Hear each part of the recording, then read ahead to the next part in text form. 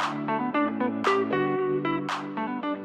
want to take some time today to talk a little bit about the Public Service Loan Forgiveness Program. There's a lot of stuff coming out on the news on this program, and a lot of people could qualify for it. And so I want to make sure that we have an understanding of how it works, how to enroll, and just some things to be thinking about in order if you're looking at getting enrolled in this program.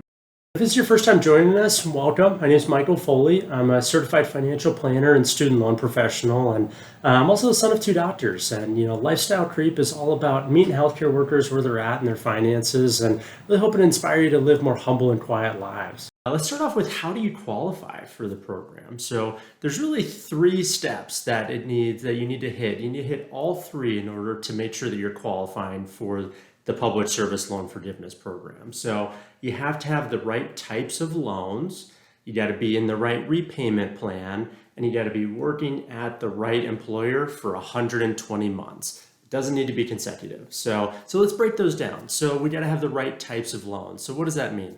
So there's a lot of different types of federal student loans out there. But it needs to be a direct student loan, a direct subsidized, direct unsubsidized, direct Stafford, direct grad plus. As long as it has the word direct in front of it, you're good to go. So we just want to look out for any loans that are called Perkins loans, or some of our clients have federal family education loans, or that FFEL at the beginning of it. If you do have any of those, we may need to consolidate those to get those eligible for the PSLF program. And they do allow you to consolidate into the direct loan program, but we just got to be cognizant that it doesn't interrupt anything else that you have with any other direct loans before you just go and consolidate those. But we got to have a direct loan in order to be eligible for that program. They set up these other programs like the Federal Family Education Loan Program. Actually, even oftentimes before the Department of Ed was even funding their own loans, and so they can't forgive somebody else's money. So that's why we need to make sure that it's directly to the Department of Ed, because they're the ones who are actually funding the forgiveness for this. Okay. Now let's talk about the right repayment plan. So we know that we have to have direct loans, but now we got to make sure that we're in the right repayment plan. And so a lot of people think for some reason that the Public Service Loan Forgiveness Program is a repayment plan in and of itself. And it's not. It's just a program that if you hit these 3 criteria, you can qualify for. But the second option that you have to be eligible for being in a repayment plan that's called an income-driven repayment plan. So under that umbrella of the income-driven repayment plans, we have SAVE plan, SAVE, Saving on a Valuable Education. We have the Pay-As-You-Earn, and we have the income-based repayment. So there are a couple other ones like the income contingent and ISR and those ones as well. A lot less common, but the big 3 that we see oftentimes are the SAVE plan, which used to be called Repay, the Pay-As-You-Earn or Pay, and IBR. So you got to be on one of those in order to be eligible. So there have been some ways that if you were on the wrong repayment plans in the past, during the COVID regulations, they actually allow you to retroactively get credit for those. But moving forward now, we have to be on one of the income-driven repayment plans in order to be eligible for the PSLF program, okay? So now we got to make sure that we're working at the right employer for 120 months. So like I mentioned earlier, it doesn't need to be consecutive, but we need to make sure that we're working at the right employer, which can be any sort of nonprofit, 501c3, government organization, university, the military, or whatnot. There's a lot of programs that qualify and a lot of employers that qualify, but you just got to make sure that you get the tax ID number for whoever's paying your paycheck. And you can run that in the studentaid.gov's PSLF help tool, and you can actually check to make sure 100% is your employer going to qualify or not. They'll tell you right on their site. So we just got to be cognizant that there are some employers that may present as if they might be eligible, but then when you run it into the program, they're not. So we just got to be very, very conscious of whoever's paying your paycheck. So after July of 2023, there have been some changes in regulation for Texas and for California. So a lot of our physician clients in those states, sometimes were actually prevented by state law to even enroll, to be actually employed by the Public Service Loan Forgiveness organization or that nonprofit, and instead had to have a separate entity that was a business that was contracted with the hospital, because the hospital itself couldn't employ people or employ physicians. They had to have a subsidiary at a private practice that was directly contracted with them. And so if you fall in one of those two states, they're actually allowing you to get your PSLF form signed off on and approved by that nonprofit hospital system that you are working at. So that's a new regulation that comes out, and we have gotten lots of questions about other people in other states that, we see it very commonly in the emergency medicine space, where there's a lot, maybe there's a private practice that directly contracts with one hospital. But if you're not in California or in Texas, we can't do it just yet. But there is some legislation going through that may change that coming down the pike here. Okay. So now we know how we can qualify. We got to have the right types of loans. We got to have direct loans. We got to be in the right repayment plans. Got to be one of the income-driven repayment plans, and we got to be working at the right employer for 120 months. And one last thing to add on that is it does have to be full-time, or at least 30 hours per week at that employer. And you actually do have to be working all the way up until you do get forgiveness. So a lot of people might be part-time when they're going to going to fill out their application. You're going to have to go back over 30 hours per week if you still want to get the forgiveness past that point. Okay. So now we know how to qualify, but how do we enroll in it? So it's a very straightforward system now. It was a lot more complicated back even just several months ago. But now they have this great PSLF help tool. It's on studentaid.gov, and you can go on there, and it's very intuitive. All you need is your start date at whenever you worked at all of your different employers, and you need their tax ID number. So that's called their EIN number for any of the institutions that you worked at. And so if you don't know where to find that, reach out to your HR, or you can even look on your W-2, your tax form, and it should list your EIN, the EIN number for your organization as well. So you just need those two components, and then encourage you to have the email address for an HR contact, because when you go through that, you'll have to fill out the application. It's just a few questions that you'll answer, and then just denote that you're working over 30 hours per week, that you're not to the 120 months yet. We just want to get enrolled in it, and then you'll sign it. You can e-sign it now, and then you need to send that to HR, and so you need that HR contact, and it'll send an email for them to electronically sign it as well. So then once they sign it, the Department of Ed will gather that application and send it over to the loan servicer called MOHELA. So MOHELA is one of the 8 or 9 federal loan servicers that their additional duty outside of just servicing, people's federal loans, their subset is the Public Service Loan Forgiveness Program. So anybody who wants to be on the Public Service Loan Forgiveness Program is going to eventually be routed to MOHELA. The reason being is that they have the technology platform to actually count to see how many months are you on track all the way up to the 120 months. So they have a great tracker on there. They call it their payment tracker. So once your loans get moved over there, then you get the forms uploaded every so often, then you'll be able to see how close are you to forgiveness, which is really nice. So their system is great. Now, if you are currently with another loan servicer, so you might be with a Nelnet or an Ed Financial, Aidvantage, maybe you're with a different loan servicer and you want to enroll, you just still need to just go on to the student aid, fill out the PSLF help tool, have your employer sign off on that. They will send that application over to MOHELA, and then it's going to take forever for them to pull your loans over, but that's okay. So as soon as they process your application with MOHELA, you'll actually be able to create an account using your social security number on MOHELA's site directly. So once you can get on there, you can track your PSLF application, see if it's been processed.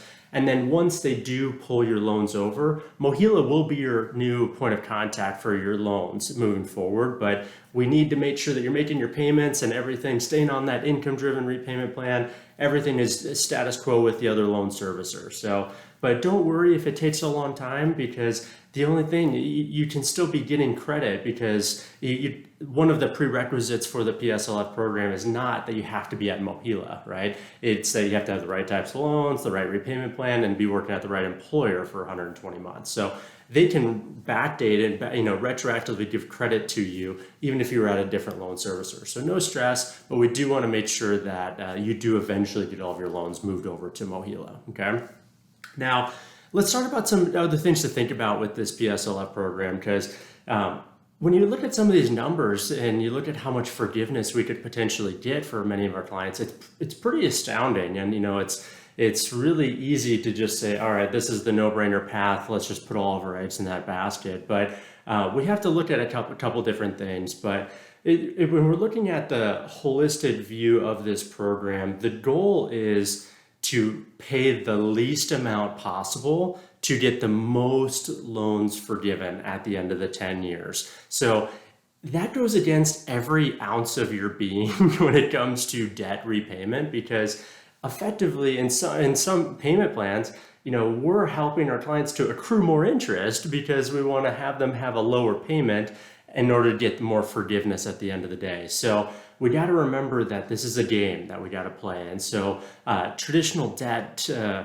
philosophy and understanding around that kind of goes out the window a little bit when we're playing this game, but it doesn't mean that we don't want a backup plan, okay? So when we're talking about income reporting, considering which income we are reporting is really important. And, maybe we'll spend another session talking about the different ways that you can report your income. But for many of our clients going through a transition in income, it's really important that we get in the habit of reporting based off of our tax return. And if we can do that, you have the ability to report off of your most recently completed tax return, as long as it's been within 2 years. So if we kind of play the game right, we might have, let's say, a resident going through into becoming an attending. When you actually hit your first year of becoming an attending, we might be able to report off of your year of being in residency. And then the next year we can look back, and then you'll have a transition year of maybe half a year of resident income, half a year of attending income.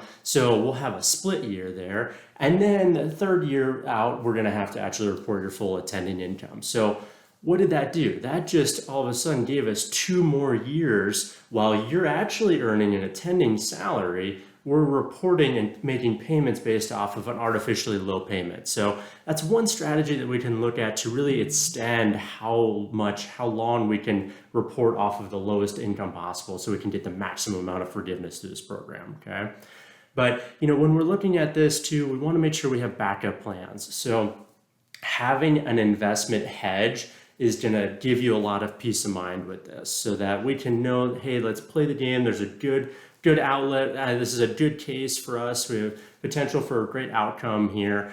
Let's play the game, go through that. However, let's not take that as a permission pass to just spend more money, right? Let's keep that same sentiment. We see a lot of residents say, hey, I want to just keep living like a resident and pay my loans off. Keep that same sentiment, but just don't put it towards your student loans. Maybe put it towards an investment account on the side, so that when we get to the end of the 10th year, ideally we have that same amount that we're expecting to get forgiven. Ideally we have that same amount in an investment account. So at the end of the 10th year, if it all blows up and maybe we get a new administration and the whole thing goes away, which I don't think is going to happen, but if it were, we're not caught in a bad spot in the future. So we can take that and just pay off the loans. But if we don't build that hedge, and then we get to the 10th year and we've rode this game for 10 years, and you get to the end and then they don't forgive you at the end, if we don't have that investment hedge, that's not going to be a good spot, because then all we've done in playing the game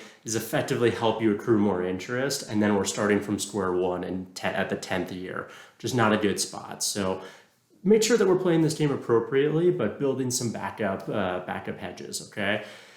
Now, the last thing that we see very commonly in the realm of the public service loan forgiveness program is a lot of people making career decisions around this program specifically.